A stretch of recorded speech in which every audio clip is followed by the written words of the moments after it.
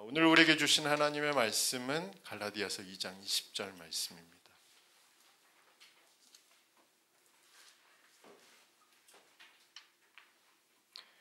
갈라디아서 2장 20절 말씀 같이 한번 읽겠습니다. 같이 읽겠습니다. 내가 그리스도와 함께 십자가에 못 박혔나니 그런즉 이제는 내가 사는 것이 아니요 오직 내 안에 그리스도께서 사시는 것이라.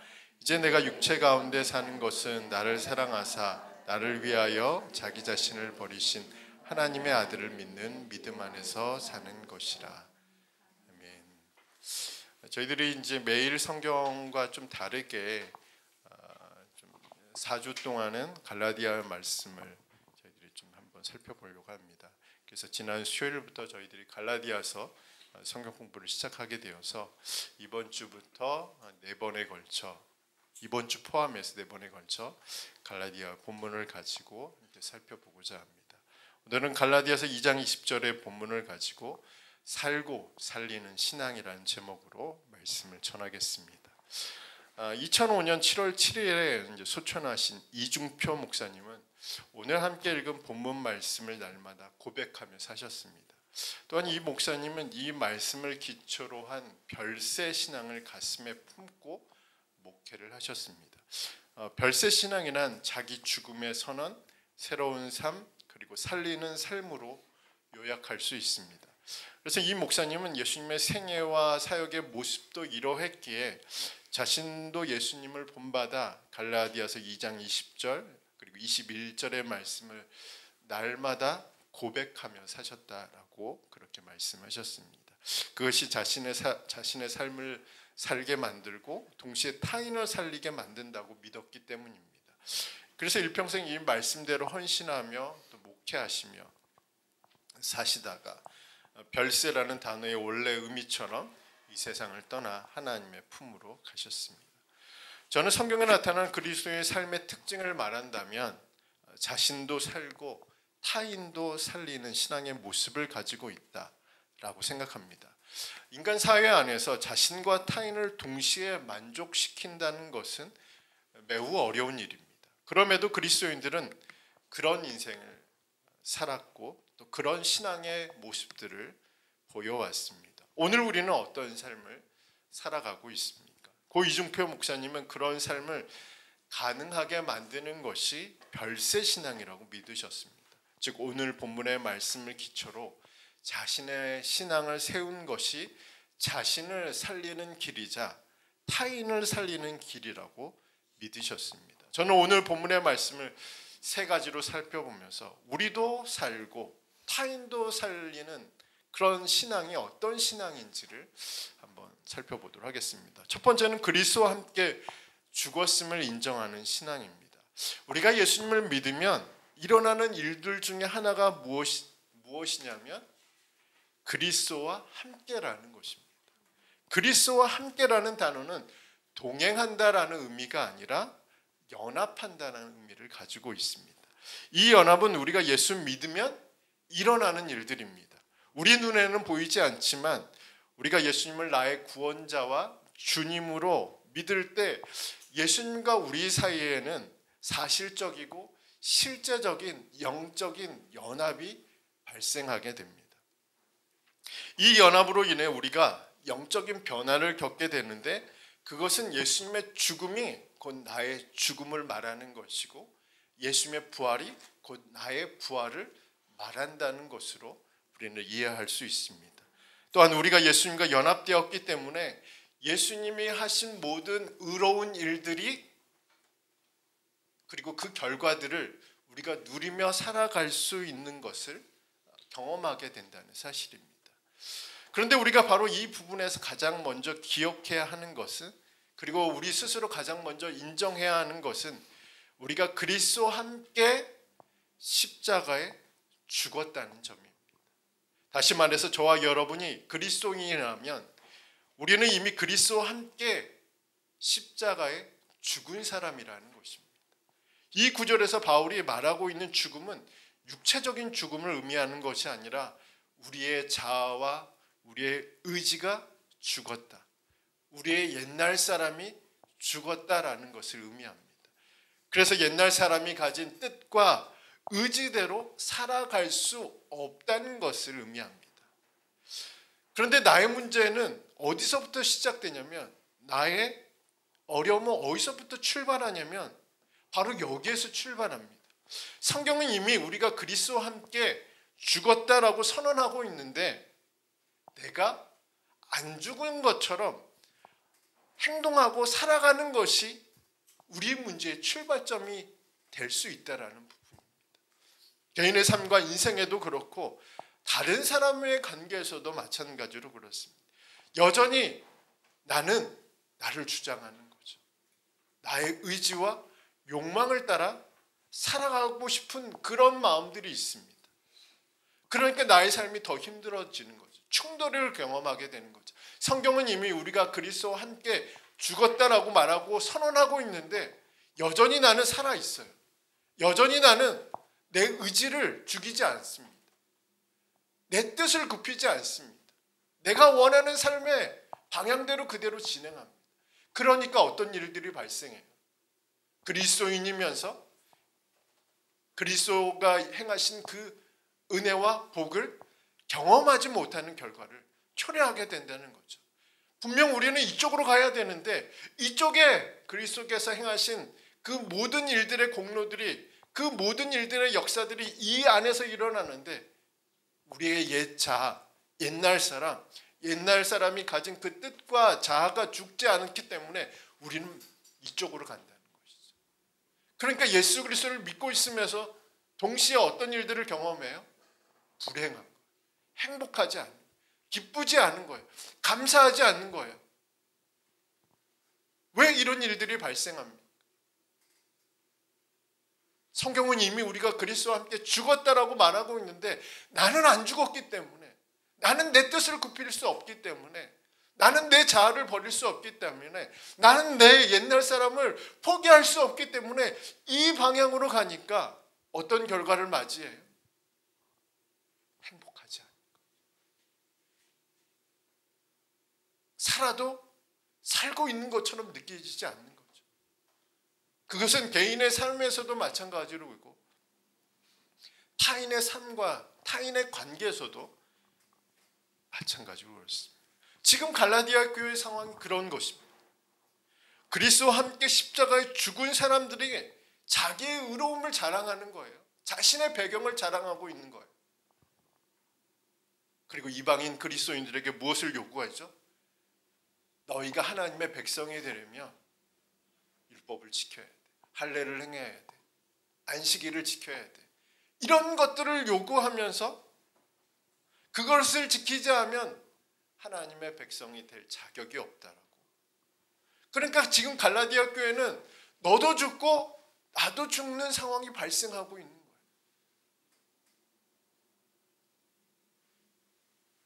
내 옛날 사람이 죽지 않으니까 내 신앙이 죽어가는 거예요. 내 옛날 사람이 죽지 않으니까 다른 사람의 신앙도 죽이는 결과를 가져오는 것이 갈라디아 교회의 문제였다는 사실이에요. 그런 그들에게, 그런 교회에게 바울이 던진 메시지가 무엇이죠? 우리가 그리스도와 함께 십자가에 죽을 것이다, 죽어야 한다, 그 말이 아니라 죽었다 라는 단호한 메시지를 기록하고 있습니다. 이 메시지는 오늘 저와 여러분에게도 전하는 바울의 메시지이죠. 우리가 그리스도와 함께 우리의 자아가 그리고 우리의 의지가 죽은 사람이라는 것을 다시 우리가 기억해야 한다는 거죠. 다시 우리의 입술로 고백해야 한다는 거죠. 우리의 문제는 어디에서부터 출발할까요? 우리의 신앙이, 우리의 삶이 즐겁고 행복하지 않은 이유는 다른 사람과의 관계가 불편한 이유. 내가 죽지 않아.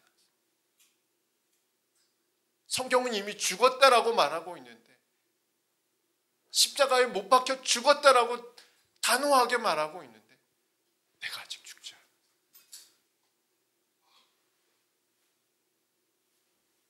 그 결과 어떤 일들이 발생해요?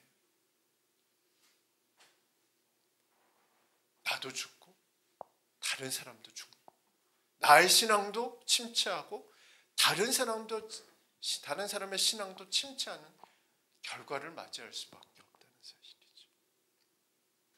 우리가 알던 그 사람은 이제는 없습니다. 죽었습니다. 그것이 바로 나를 살리는 신앙입니다.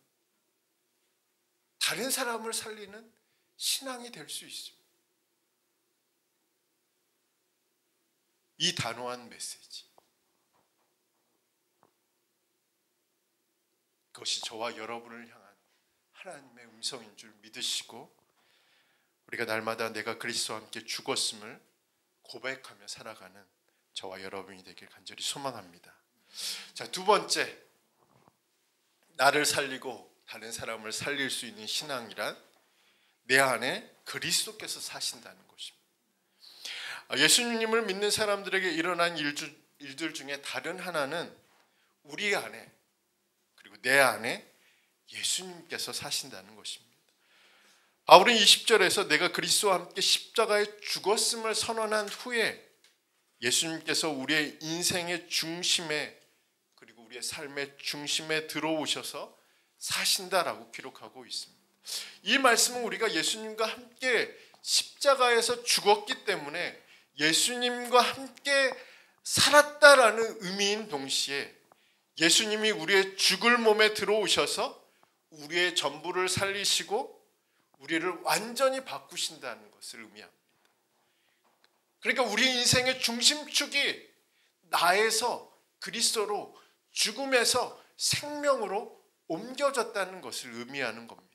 더 이상 우리를 불행하게 살 수 없게, 더 이상 우리로 하여금 우리가 가진 참 행복이 망가지지 않도록 우리 안에 들어오셔서 그분의 능력으로 우리에게 생명을 주시고 그분의 능력으로 우리를 살게 하시는 분이 바로 우리 안에 사신다는 것이 예수님 믿을 때 발생하는 일들입니다. 예수님은 우리의 인생에 오시는 분이십니다. 우리의 삶에 들어오신 분이십니다.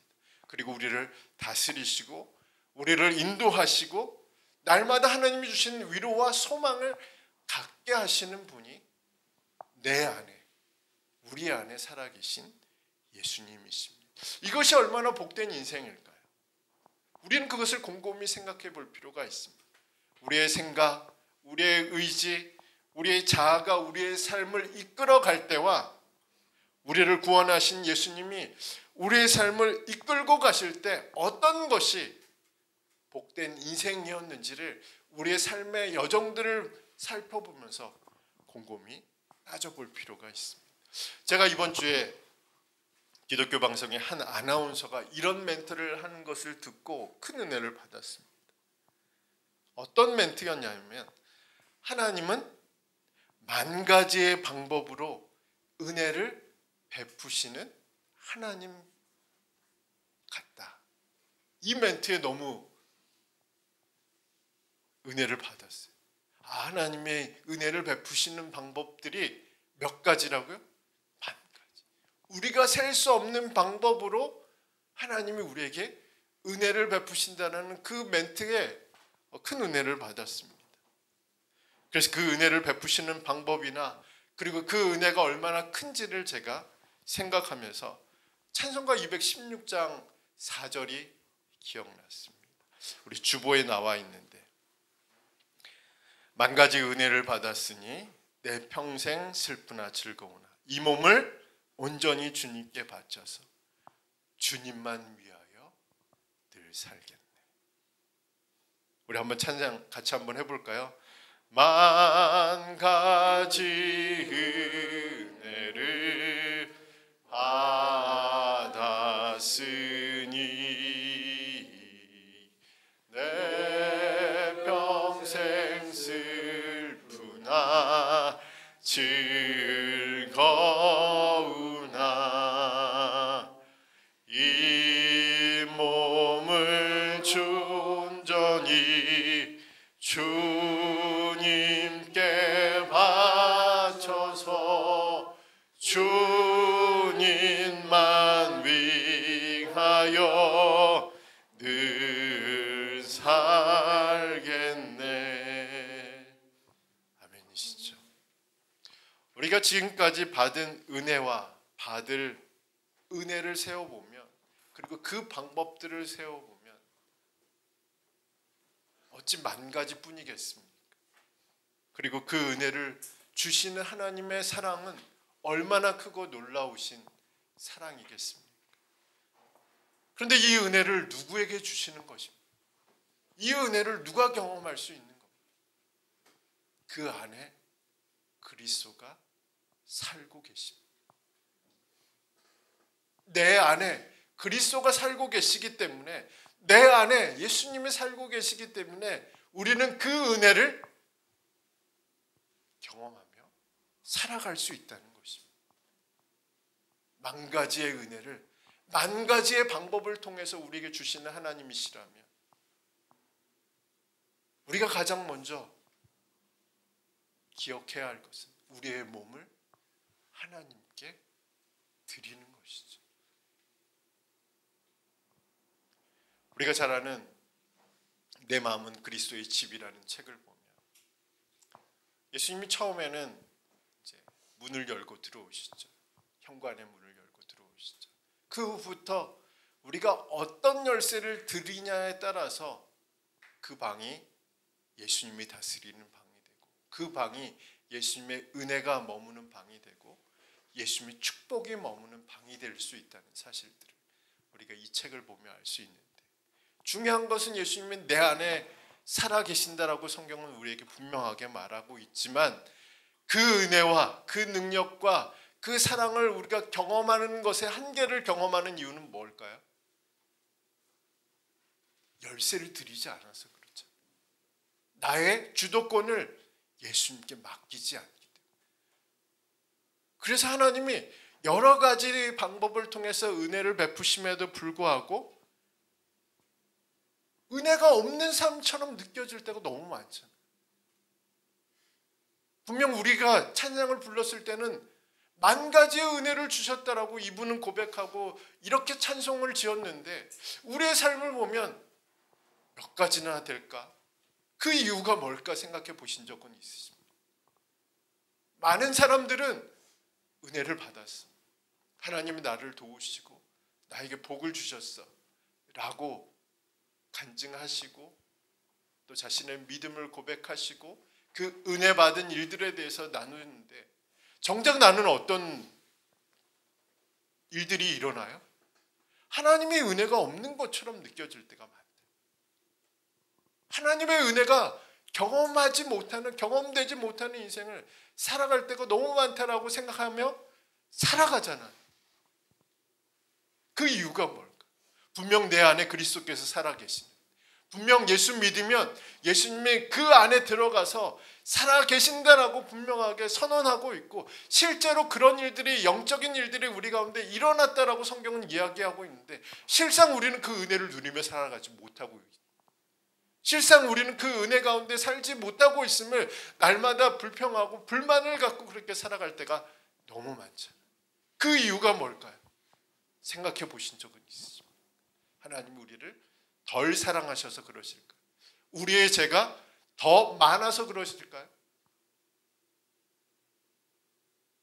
그 십자가를 통해서 분명하게 보여주셨잖아요. 우리의 죄가 더 많아서도 아니고,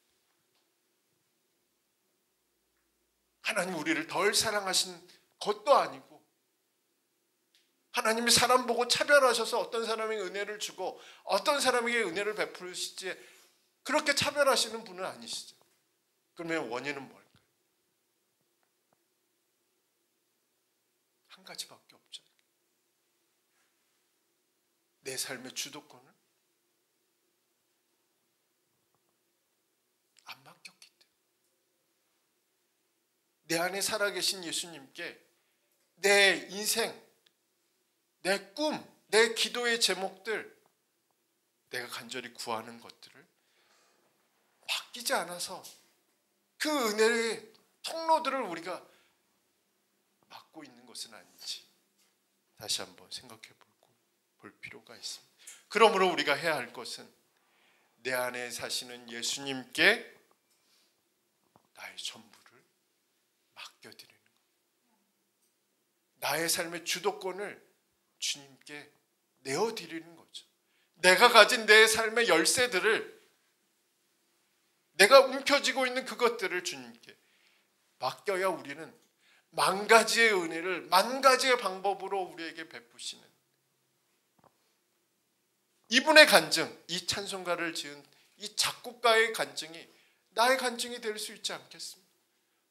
새벽 예배 때 가끔 조지 물러 목사님이 기도에 대한 이야기를 하는데 5만 번 이상 기도 응답을, 왜 그분은 5만 번 이상 기도 응답을 받았? 왜 우리는 100번? 200번?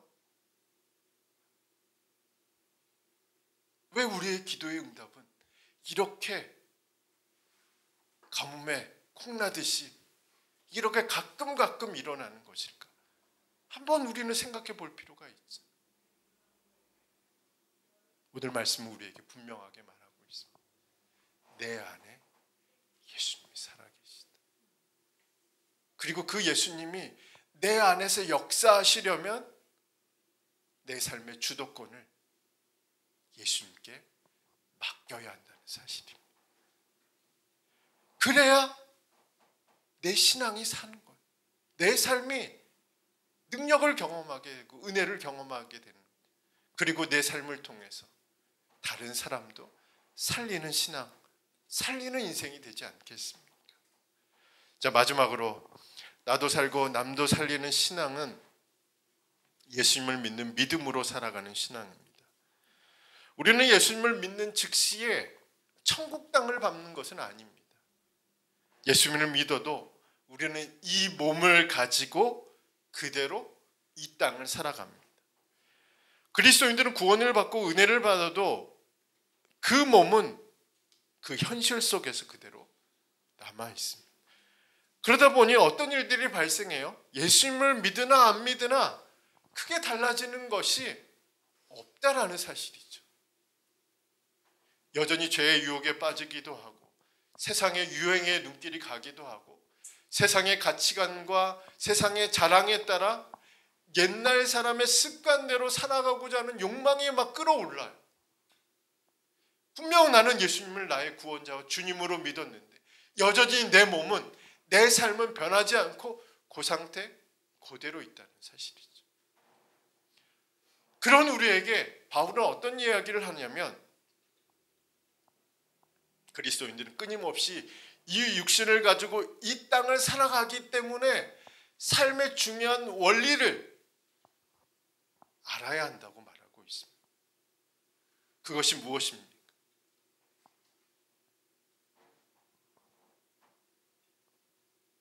그것은 바로 하나님의 아들을 믿는 믿음 안에서 살아가는 삶의 원리입니다. 바울은 예수님을 믿는 사람들이 이 육신을 가지고 이 땅을 살아가는 동안 어떤 삶을 살아야 되느냐? 하나님의 아들을 믿는 믿음으로 살아가야 한다라고 말하고 있습니다. 자, 여기서 하나님의 아들을 믿는 믿음 안에서 산다는 것은 하나님의 아들이신 예수님처럼 살아간다는 것을 의미합니다. 즉 육신을 입고도 아버지 하나님께 순종하신 예수님처럼 우리도 육신을 가지고 하나님께 순종하며 살아가야 한다는 의미로 바울이 이렇게 기록한 것입니다. 갑자기 그리스도, 예수 이렇게 하다가 우리 마지막 절 2장 20절 마지막에 보면 하나님의 아들이라고 이야기한 부분이 바로 이런 이유인 거죠. 하나님의 아들이신 예수가 육신의 몸을 입고 이 땅에서 하나님께 순종하며 살았던 거죠. 우리 역시 이 육신의 몸을 가지고 예수님처럼 순종하며 믿음으로 살아가라고, 그것이 구원받은 하나님의 자녀들이 살아가야 할 삶의 원리라고 분명하게 말하고 있습니다. 그런데 이게 참 중요해요. 왜냐하면 우리가 이렇게 살지 않으면 하나님의 아들 예수님처럼 믿음으로 하나님께 순종하며 살지 않으면 예수님을 만났다 해도 세상의 가치관과 자랑에 따라 우리의 육신이 원하는 대로 살아갈 수밖에 없. 이렇게 살지 않으면 이렇게 살 수밖에 없기 때문에 그렇습니다. 예수님 믿고 구원받은 하나님의 백성이 되었음에도 여전히 하나님의 백성이 아닌 것처럼 살아갈 수밖에 없습니다. 예수님처럼 살아가지 않으면 우리는 옛날 모습 그대로 살아갈 수밖에 없다고 이야기를 합니다. 왜 이렇게 밝게 될 수 없을까요? 세상이 강하기 때문에 그래요. 세상을 이길 힘이 우리 가운데 없기 때문에 그렇습니다. 우리의 옛날 사람이 얼마나 강력한지 아십니까? 우리의 육신이 얼마나 강력한지 아십니까? 내 의지로 내 육신을 이길 수 있다고 생각하십니까? 내 자아가 세상을 이길 수 있다고 생각하십니까? 불가능하죠. 그래서 사도 요한은 이렇게 이야기를 합니다. 하나님께로부터 난 자마다 세상을 이기느니라. 세상을 이기는 승리는 이것이니 우리의 믿음이다라고 말합니다. 우리가 세상을 이기는 방법은 내 힘으로 불가능하다는 거죠. 우리의 옛 자와 본성으로는 세상을 이길 수도 없고 우리 자신을 이길 수도 없다는 사실입니다. 이기는 방법은 하나님의 아들을 믿는 믿음으로 살아가는, 하나님의 말씀에 순종하며 살아가는 것입니다. 저와 여러분에게 이런 믿음이 있기를 간절히 소망합니다. 이렇게 살아야 내가 살 수 있는, 주일 예배가 끝나면 우리 일상의 삶으로 돌아가죠. 일상의 삶을 살아가면 별반 다르지 않습니다. 그리스도인이나 비그리스도인. 근데 달라지는 방법이 하나가 있죠. 하나님의 아들처럼 살아가는, 예수님처럼 살아가는. 예수님이 육신의 몸을 가지고 하나님께 순종했던 것처럼 그 모습을 본받아 믿음으로 살아가는 것. 그것이 우리의 삶을 가치 있게 만들고 하나님의 백성답게 만들고 또 하나님이 기뻐하시는 삶을 살아가게 하는 유일한 방법이라고 바울은 이렇게 이야기를 하고 있습니다. 그러므로 우리에게 이런 믿음이 필요합니다. 하나님의 아들을 믿는 믿음으로 살아가는 것. 저와 여러분에게 이런 믿음, 또 하나님의 아들 예수님처럼 하나님의 뜻에 순종하고 하나님의 말씀에 순종할 수 있는 믿음이 있기를 간절히 소망합니다. 고 이건희 회장은 1993년 1월 미국 가전제품 매장에서 삼성 제품이 먼지를 뒤집어 쓰고 맨 구석에 처박혀 있는 모습을 발견했습니다. 그래서 그 유명한 프랑크푸르트 선언을 발표합니다. 아마 좀 연배가 있으신, 나이가 있으신 분들은 아마 들어보셨을 때, 이때 이건희 회장이 말한 것이 마누라와 자식만 빼고 다 바꾸라 라는 말이었습니다. 그럼에도 삼성 무선전화기의 불량률은 11.8%까지 올라갔습니다. 그래서 1995년 3월에 삼성전자 구미 사업장에서 불량 제품 화형식을 했습니다. 2,000여 명의 임직원 앞에서 휴대전화 15만 대를 불도저로 다 깔아뭉개고 불로 태워버렸습니다. 시가로 그 당시에 시가로는 150억 정도 연기로 사라져버렸습니다. 그때 화형식에 있었던 한 이사가 이런 이야기를 했습니다. 제품이, 내가 만든 제품이 불 속으로 들어가는 것을 보니 말로 표현할 수 없는 감정이 교차했습니다. 그리고 이렇게 말했습니다. 그 불길은 과거의 단절을 상징했습니다. 그 불길 속에서 나는 희망의 불씨를 보았습니다. 우리는 희망의 불씨를 보았습니다. 우리의 희망의 불씨는 어디에서 발견할 수 있을까요? 나도 살고 다른 사람도 살리는 신앙은 어디에서 출발할까요? 날마다 자기의 죽음을 선언하는 신앙에서 출발합니다. 내가 죽으면 다른 사람이 살게 되는 것은 성경에서 말하는 원리이죠. 그런데 내가 죽으면 사실은 나도 사는 거죠. 이 고백을 날마다 하는 사람들에게 기독교가 희망이 있다는 거죠. 그런 교회에 희망이 있다는 사실입니다. 그리고 내 안에 그리스도가 살고 있음을 기억하면서 예수님처럼 하나님께 믿음으로 순종하며 살아가는 신앙에서 우리는 희망의 불씨를 발견할 수 있습니다.